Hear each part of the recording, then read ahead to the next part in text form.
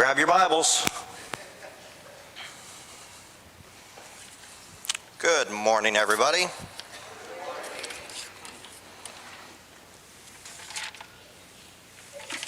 I'll put that there for now. All right, it is great to be with you all this morning. I want to welcome our visitors. We're so glad that you have been able and decided to join us. We hope that your time with us is a blessing, and we hope that you're able to stick around a little bit after service. Let us get to know you and to encourage you and to send you on your way in peace. We are currently studying the Shema. This is a wonderful, wonderful study. Deuteronomy chapter 6. How are y'all feeling? How are y'all feeling? You know, one of the things that we struggle with is emotions. And how many emotions are there, right? Guys, we have one emotion, right? Either nothing or anger, or at least that seems to be the one. We want to deny that anger is even an emotion. It's a reaction, right? But anger is indeed an emotion. The movie Inside Out, it introduced us to 4 emotions: anger, fear, joy, and disgust. The second movie introduces us to embarrassment, anxiety, envy, and emo. Now, what's interesting about this is if you boil down your emotions, there's approximately just 6. Approximately just 6. So, or 5. I think it's 5. The one emotion left out in the first movie of Inside Out is love. That's the one emotion that is left out. But if you expound upon that emotion, if you expound upon these different emotions, you actually end up with either 26 or 70, let me get the numbers here because I wrote these down, 27 or 60 plus emotions. So there's a lot of different ways that we can express our emotions. And getting in touch with these different feelings can be challenging.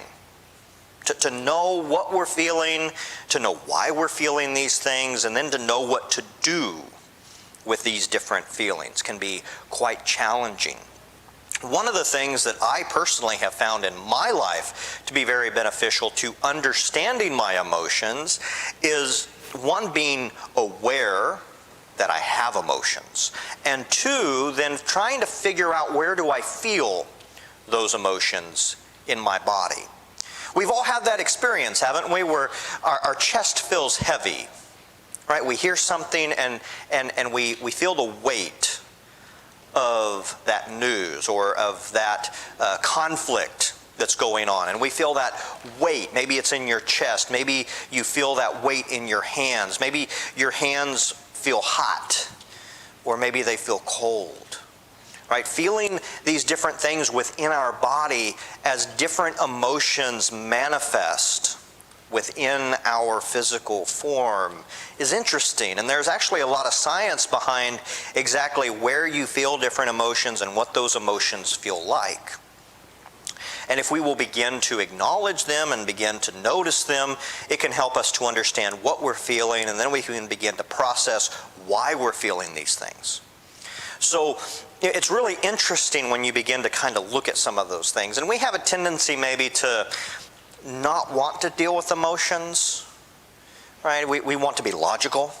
For whatever reason, we have a tendency maybe to hold up Spock and that hyper-intellectualism to be more noble. But our society has moved from a position where the concept of logic is less important than what I feel. Right? We've pendulum swinged to the point where now it's all kind of what do you feel?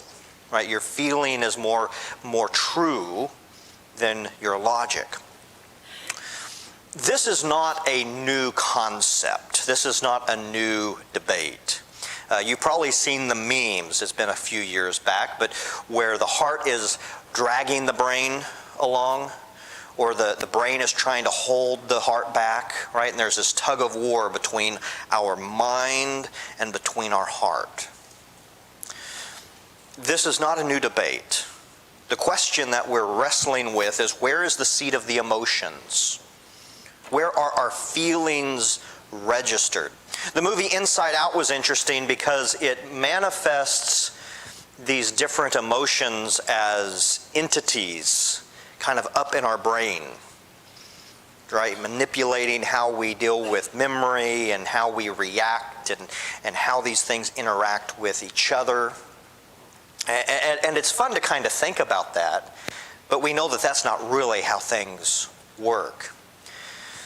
In antiquity, the seat of the emotions was in the bowels, which somewhat makes sense, right? The liver and the gut is kind of more where the seat of the emotions are, right? You've all had to speak in public at some point, and you get those butterfly feelings, right? Where are you having those sensations in your body? Where are you having that feeling of that emotion within your body? We've even talked about it recently in regards to the fact that the concept of compassion is related to the word womb, right? Another organ within the body, right? These are very closely related. How do we feel emotions? Where is the seat of the emotions? The Israelites had a view of the seat of the emotions very similar to kind of what we do, with a few different caveats. And that's what we're going to be looking at today. In Deuteronomy chapter 6, really what Deuteronomy is seeking to answer is, how do we live a long time in the land? And we as Christians, we come to the book of Deuteronomy and we come to kind of what we're looking at here in the Shema, and what we see is, okay, how do we be faithful to God? What should that look like? And Deuteronomy 6 became kind of the pledge. It became the rallying cry and the reminder of who we are and what we're called to do and who we're called to be.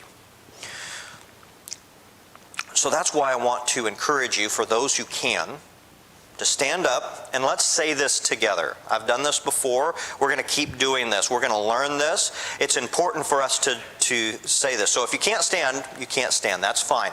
But stand up. These are the words of God. Let's say it proudly. Let's say it loudly.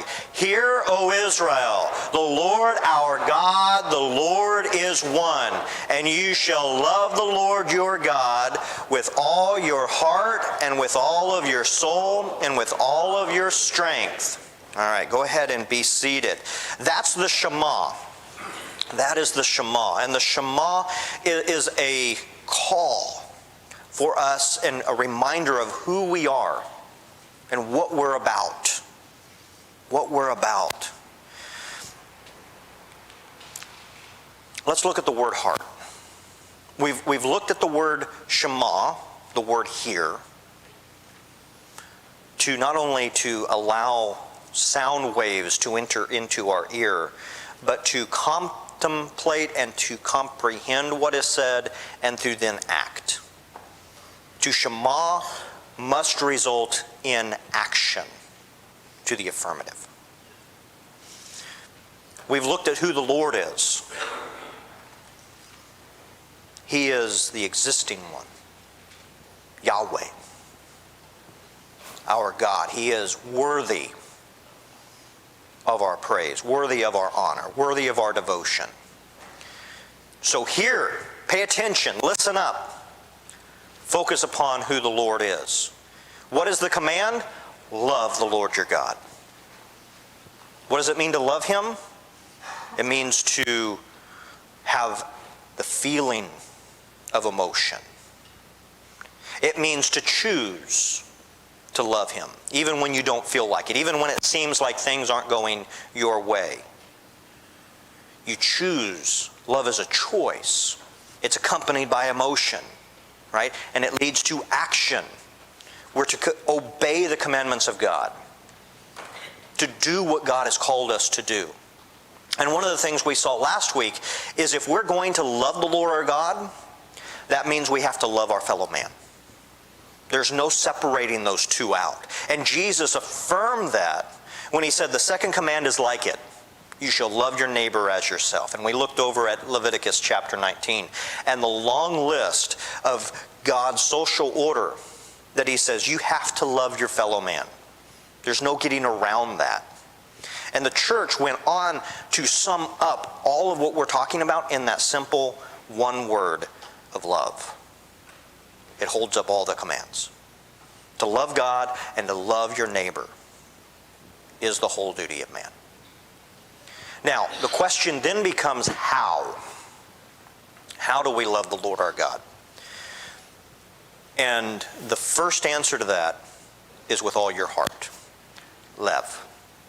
Love the Lord your God with all of your heart. And there's a lot to unpack here. Of course, heart does mean the physical organ within our chest.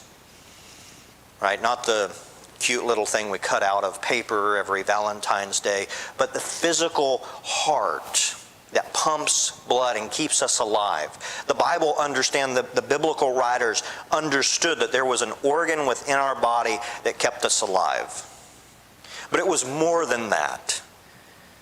It was more than that. It was the seat of the emotions, very much like it is today. So it's physical. There's a physical manifestation, but there's also an emotional aspect to the heart. The heart is where feelings are. Where the things that we feel happen. It's not just our choices, but what we feel. And we can't always control what we feel. To have those emotions, right? It's not just one emotion. It's not just 5 emotions. It's not even just 27 emotions. It's a plethora, right? We have emotions. We feel things. In Psalm 37, well, we'll get to Psalm 37, right? But we can have great fears, right? There's those, what we consider negative emotions, right? Fear or distress, to be depressed, to be worried, to be concerned. The Jewish concept of a broken heart, right? We've all had that feeling. We're just broken. We're crushed by what we've heard, by what we're experiencing. Right? Our heart is crushed. Our heart is broken. Our heart is shattered. In Psalm 37, it says, "Delight yourself in the Lord, and He will give you the desires of your heart. Commit your ways to the Lord. Trust in Him, and He will act. He will bring forth righteousness as light, and justice as the noonday." Right, so the heart is this seat of emotions. You see the joy that is in David's writing. Maybe sometimes even despite what's going on, there's this joy of the emotion, the choice to love, to have this feeling. The longing for righteousness, the longing for justice, the longing for what is good and right, the longing for the things of God in our heart, the very presence of who we are in our emotions. We can look over at Ezekiel chapter 36.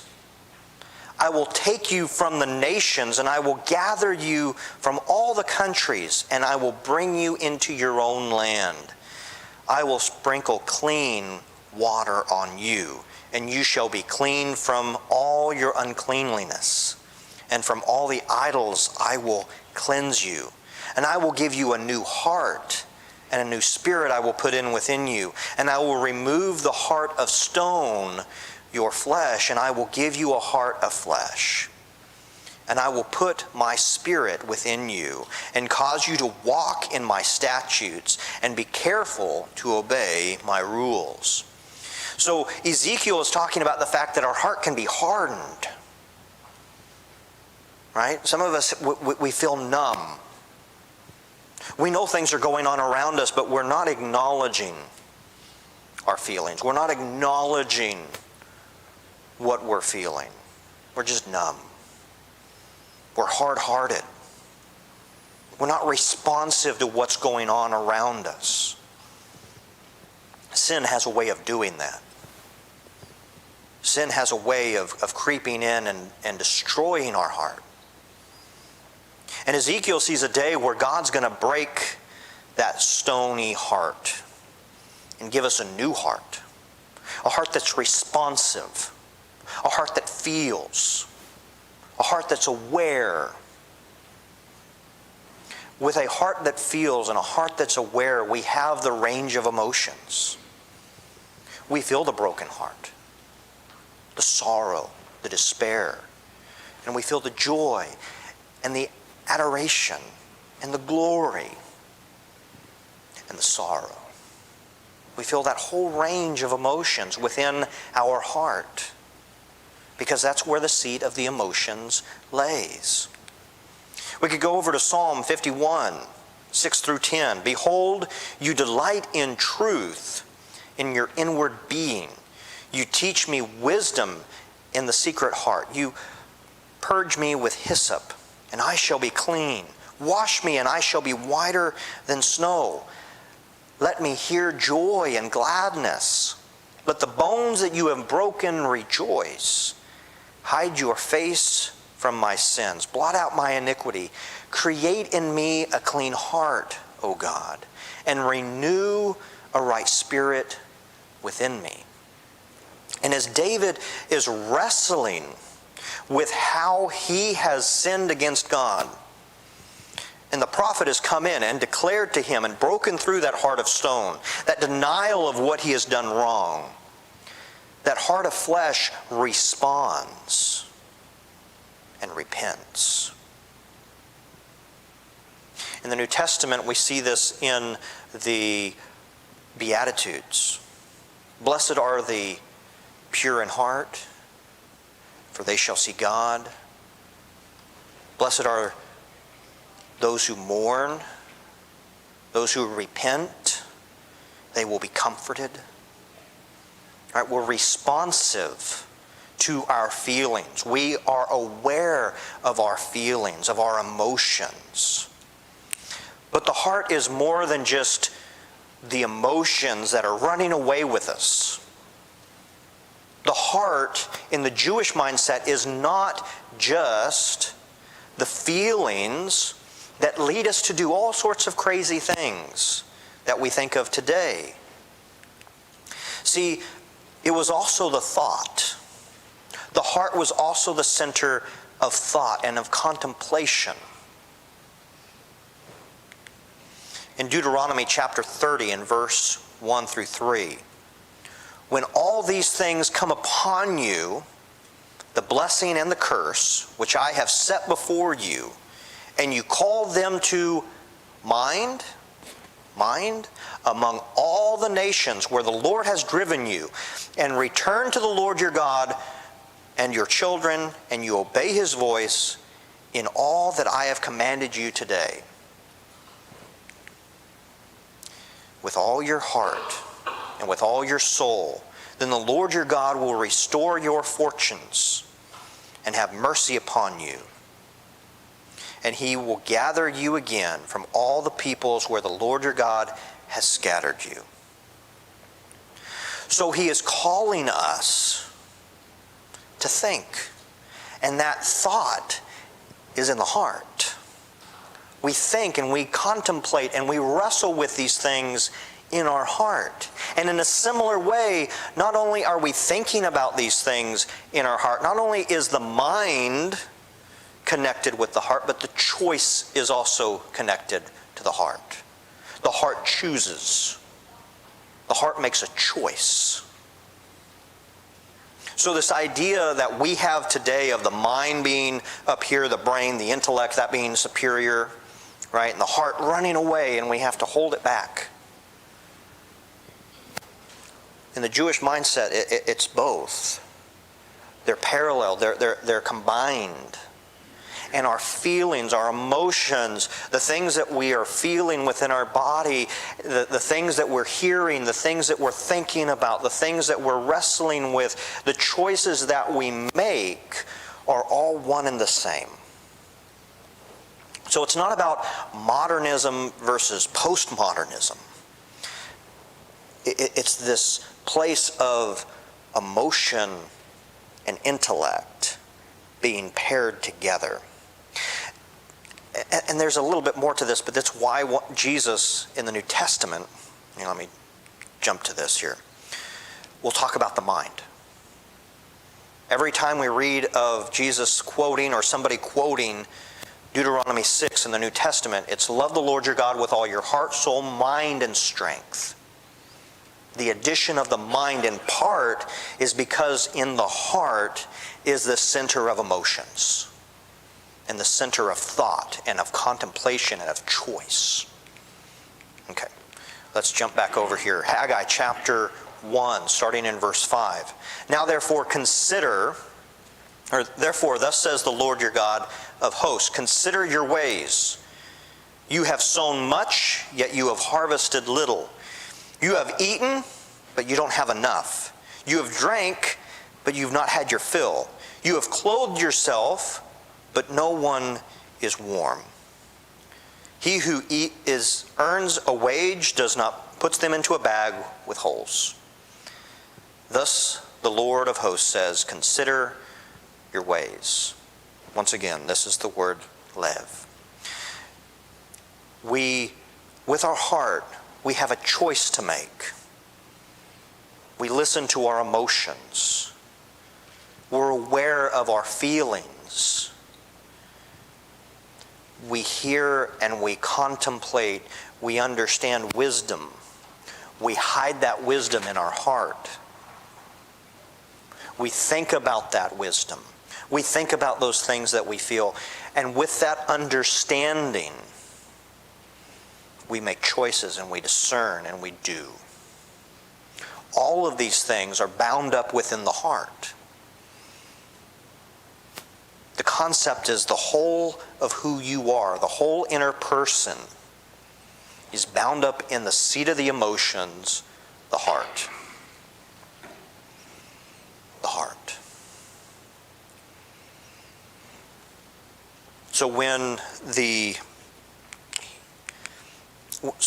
Moses is writing this, he says, here, pay attention. Act, O Israel.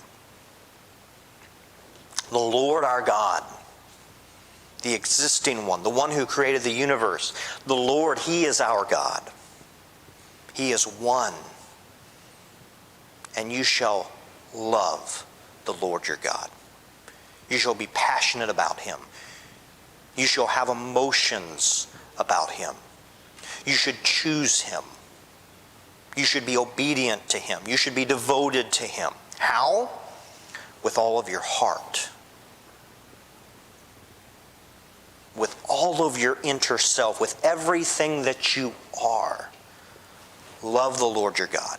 Serve Him with everything that you are. You want to know the answer to church growth, to vitality within the local church? It's right here. Do you love the Lord your God with your heart, with your whole inner self? Is your mind devoted to His wisdom? Are you listening to His wisdom? Are you hiding His words in your heart? Are you devoted to Him? Are you aware of your emotions? The Psalms are filled. The Psalms are filled with emotion. Looking at heartache, looking at setbacks, looking at difficulties. Acknowledging those difficulties. Somehow we think we need to shield God from our emotions. That somehow the God of the universe who created us can't handle it. That somehow the God who knows our heart, knows our thoughts, knows our mind, doesn't know if we just won't acknowledge it. But the problem is, He does know. And the only one we're hurting by not acknowledging it and not working through all those things is us. So when our heart is breaking, and doubt rises, and situations stress us, we love the Lord our God with our whole heart, acknowledging our emotions, acknowledging what we feel, and wrestling with His Word wrestling with his wisdom, listening to what we think of as our mind. And we work through those things. And we love the Lord our God with everything that makes us us. With our intellect, with our heart, with our emotions, all these things working together to love the Lord our God with everything that we are. Some of you are very passionate about sports. And when it's game day, you're all in. But you should have a greater passion for the Lord your God than the Broncos. Everyone's like, the Broncos? Why would you do that? Why would you not love the Lord your God with everything that you are? You have this hobby. You have this thing that you like. Guys, you have that girl that you like. And you love her with all of that you are. And as wonderful as she is, she doesn't hold a candle to the Lord your God who made you, who knows you, and who cares about you. You love your kids. You're devoted to your children. You love them with all of your emotions. The ones throughout the day where you just want to make them go away. And the ones where they're sleeping and you're like, oh, my children. I love them when they're asleep. Right? And you're so overwhelmed with them during the day. Right? Or maybe you're missing them because they're off at college or they're off at school and they're off at their job and they're not little anymore. And as much as you love your kids, you should love the Lord your God so much more than you love your children. And if we as the church could love the Lord our God with our whole heart, with our emotions, with our thoughts, with our memories, with our mind, with all of who we are, that would change everything. That one thing would change everything. So hear, O Israel, the Lord our God, the Lord is one. And as for you, you shall love the Lord your God with all of your heart, with all of your soul, and with all of your strength. So will we do that? Will we put into action the things that we hear from God? Will we remember who He is, who it is we serve? Will we trust Him? And will we love Him with every fiber of our being, with our whole heart, our emotions, our thoughts, and our choices? I hope that we will. I hope that we will. To love the Lord our God with all of our heart is what we're all called to do. So what will you choose? Maybe we should pair this with Joshua's call to the people of Israel. Choose this day whom you will serve. But as for me and my house, we'll serve the Lord. And if you're going to choose to serve the Lord, you have to love the Lord your God with all your heart, soul, mind, and strength. So what will you do? What will you do?